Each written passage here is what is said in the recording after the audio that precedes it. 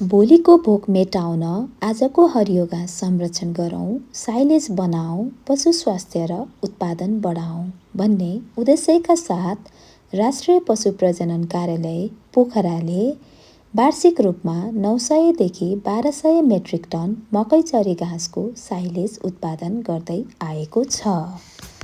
यस कार्यालयमा कार्यरत दक्ष प्राविधिकहरू, दैनिक ज्यालादारमा काम गर्ने कामदारहरूको अनुभव र मेहनतद्वारा यो सम्भव हुँदै आएको छ। साइलेज भनेको वर्षभर पशुहरूको लागि पोषणयुक्त आहारको सुनिश्चित गर्न हरियो घाँसलाई दीर्घकालसम्म सुरक्षित राख्ने प्रक्रिया हो। यस भिडियोमा आज हामी राष्ट्रिय पशु प्रजनन कार्यालयमा विगत 6 वर्षदेखि साइलेज उत्पादनमा प्रत्यक्ष संलग्न पशु सेवा प्राविधिक बुद्धलक्ष्मी खत्रीज्यूको आफ्नो अनुभव मार्फत साइलेज बनाउने तरिका, यसको उपयोगिता र पशुपालनमा यसको दीर्घकालीन प्रभावबारे जानकारी दिनेछौँ। नमस्कार, म बुद्धलक्ष्मी खत्री। म चाहिँ यो राष्ट्रिय पशु प्रजनन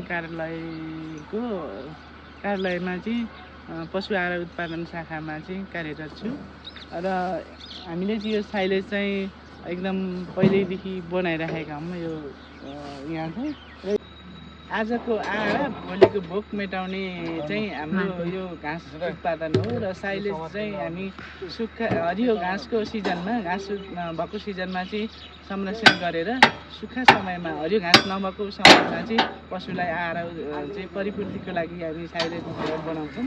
यो भनेको हामीले चाहिँ 6 महिनासम्म खुवाउन सक्छौँ। हामीले यो साइलेज बनाएको 1 महिना पछि खुवाउन मिल्छ र यो चाहिँ हाम्रो यहाँ फारममा चाहिँ पुसदेखि असारसम्म खुवाउँछौँ। यो साइलेज चाहिँ हाम्रो के भने फागुनदेखि वैशाखसम्म हामीले यो ट्युसन चाहिँ छरिसक्छौँ। ट्युसन चाहिँ अनि त्यसपछि चाहिँ हामीले चाहिँ एकदम फ्लावर स्टेजमा चाहिँ 5% धानसम्म आइसकेपछिकोलाई चाहिँ हामीले राम्रो मान्छौँ र त्योबाट त्यति भइसकेपछि हामी सुरु गर्छौँ। असोजदेखि कार्तिकसम्म यदि राम्रो समय मौसमले साथ दियो भनेदेखि चाहिँ हामीले असोजमै बनाउँछौँ कसै गरेर। मौसमले साथ दिएन भने चाहिँ हामीले कार्तिकसम्म बनाइसक्छौँ। यो त्यतिखेरसम्म चाहिँ साइलेज बनाउने एकदम ठिक समय हो र हामीले जहिले पनि यो सिजनमा यो समयमा चाहिँ बनाइसक्छौँ।